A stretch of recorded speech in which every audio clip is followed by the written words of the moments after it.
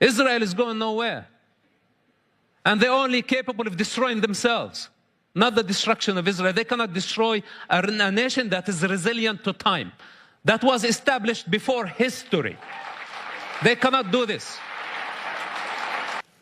Most people in this room, if not everybody, we believe in humanity, we believe in life. They don't. They believe in the afterlife. This is where they believe. Their fear is not of death. Their fear is of life. They're afraid of life. And that's the greater fear. And this is why they seek death. It's not a privilege. And I don't respect such death cult. And if you want to die, go die alone. You know, but to choose to kill many innocent people who choose to live, this is not up to you. And this is the crime of Hamas, and this is the crime of Islamists and jihadists. You know, you're supposed to be one of them. You was in their schools, in their streets, in their demonstration of Hamas and Nukhba. So Nukhba today, when you saw them, you said, that's what they taught me? That's what they're teaching? To slaughter Jewish? That's what they're teaching small kids in Gaza and Ramallah? I have experience with some of the most rigid Hamas mentalities. This is why I hated them even from my childhood. They gave me the indoctrination. Then the outcome was something completely different than what they expected. They give the people indoctrination on one hand. Then on the other hand, when their violence takes place, they start crying and say, genocide, genocide. Would Mosab, the young boy, thought exactly like you think today? Or, you know, you saw the truth then, or it was changing during the years? First of all, I was a devout Muslim. And I believed in Hamas ideology. I grew up in Hamas household. My indoctrination is not just as the average Hamas member. I was indoctrinated to become the next Hamas leader, as a leader, not as a soldier. And this is why it was very shocking and still very embarrassing to my father and all the Hamas elite, even the Palestinian society elite. Like, how can this be?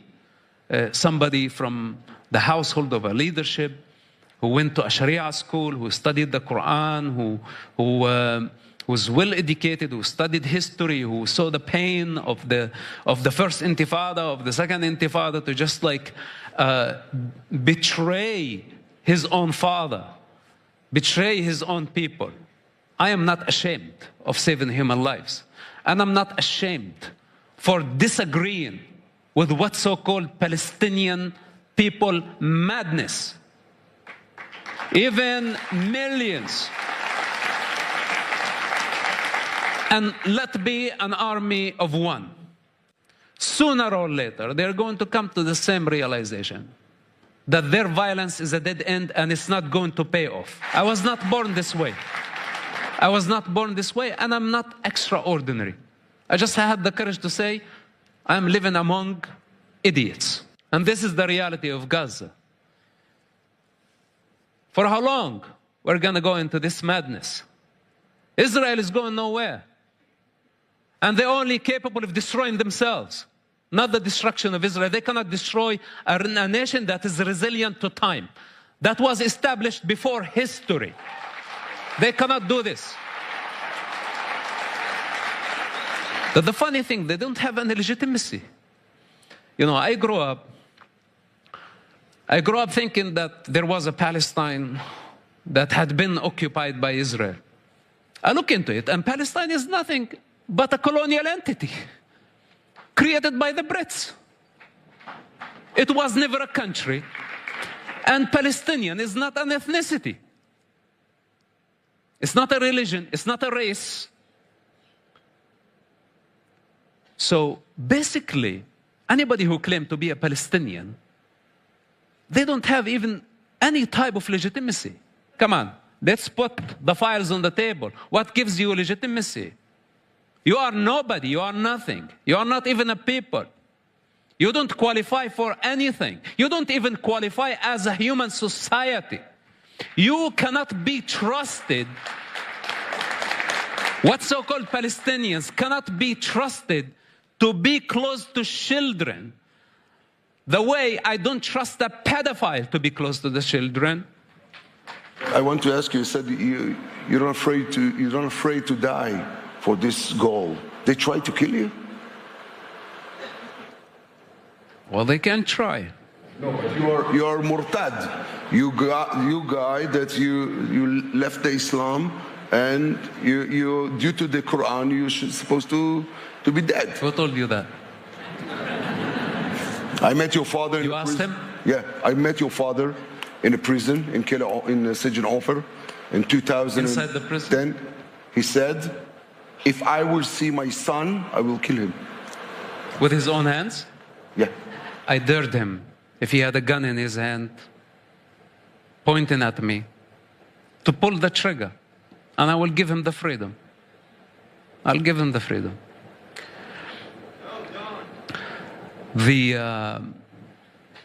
are witnesses in this room who know how much I hard worked to protect him from his madness. It was my responsibility towards my father.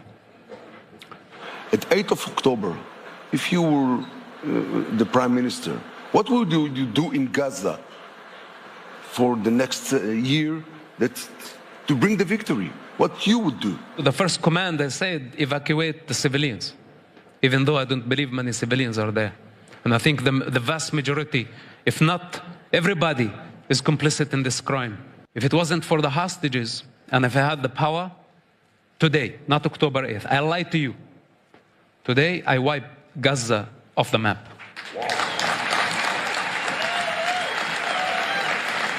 One shot, one instant, quickly, before even the world even realized what happened. That fast. That brings us to Trump vision. He wants now to take them out to Jordan, to Egypt, and the Jordanian and the Egyptians said, no, we don't want them. Nobody wants the Gazian people, but everybody support them. So what do you think about it? If you really want to do this, then send the U.S. Army, remove the border. You don't have to call the Sisi, and ask all the Gazans to go into Sinai, 100 miles into the desert, and if it was up to me, beyond the Suez Canal, until Sisi, take it, leave it, whatever, it's not going to make a difference. And if you open your mouth, the high dam, one missile, 80 million people will be floating in the Mediterranean Sea. Why from the beginning? Why from the beginning the U.S. president needed the permission of Egypt to open the damn border and evacuate the most vulnerable civilians out of the harm's way? So to take the most powerful card from Hamas' hands. So we must go all the way to the end. Those who say that the war is over, and I tell you, I'm on my own and I speak on my own authority, my gut feeling that the war is far from over. Even though many talk about that the war is over, I don't think so. This is a long war. Even if it's going to be a truce, a small truce, it's going to be a preparation for the next war, and the next war is going to be much uglier. So I suggest that we go all the way to the end in order to guarantee 100 years of peace in the entire region. And Israel is capable of doing it. And if we do it, the United States, the rest of the world will respect Israel for eternity. But if we fail and we start to compromise here and there, it is going to be much dangerous for the Israeli security. My humble opinion. How you find Israel? It's always amazing to be home. How you see Israeli dealing now, 1 year and 5 months after the 7th of October? We doing good, or we still don't understand what's going on there? Look, it's a very difficult war. It is not just a normal situation. what happened on October 7 and after October 7, and taking children as human shields, sacrificing thousands of people for the sake of Palestine. This is unheard of. We never had a situation, humanity never had a situation like this. Not to mention in the 21st century. There is no country, there is no democracy, there is no nation that is actually prepared for such a scenario where the parents are willing to sacrifice their children for political and financial gain, to make a political statement or to get global sympathy. Give me one example from throughout the history that a society choose to do something idiotic like this. And this is what Israel is dealing with right now.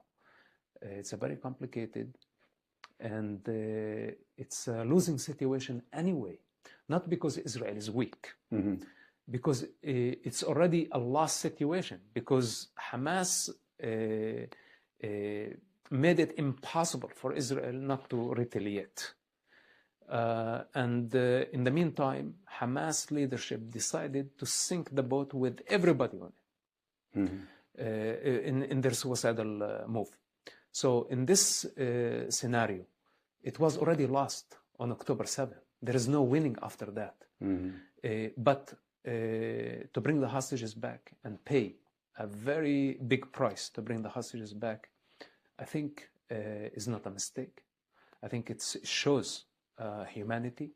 It shows how important those innocent hostages to the rest of the Israeli society, while it shows how reckless the parents and the leaders on the other side who have been sacrificing children. So this is not about who's winning and who's losing and who's going to win out of this war. Hamas decided a long time ago to sink the boat with everybody on it. So now, if you ask me about the correct strategy, it's the same situation. There is no such thing. We have to deal with with this impossible situation, day at the time, moment at the time, and be spontaneous and respond accordingly. If today we have the chance to bring some of the hostages, and if that means to pause the offensive, I am with it, as long as we are bringing people alive. Now, but this is not going to be forever, because the number of the hostages is limited, and Hamas cannot play this game for eternity. And sooner or later, they must still pay the price for the crime they committed, and they're still committing. How you felt when you saw all the guys, the big archi-terrorists that you helped to put them in jail, going out, and the Gaza people celebrating the victory? Those who murdered, their crime cannot be washed away. Hamas killed thousands of innocent civilians during the Second Intifada, and throughout 36 years of terrorism. Today, we may think about the hostage families, but have we thought about the families of the victims of Hamas terror, that now they are also witnessing the release of the perpetrators who killed their children, and they're getting away with their crime? But again, it's not about how many hostages we brought and how many terrorists we released, as much as what shows about both societies. One society is doing everything within their ability to save one human life, and the others are sacrificing an entire society to save an idea, an ideology. This is what we are dealing with. And if this has become obvious to the public, then this by itself is a victory of humanity. Justice will be delivered. Amen. Toda rabba. Thank you very much. Thank you. Shukran.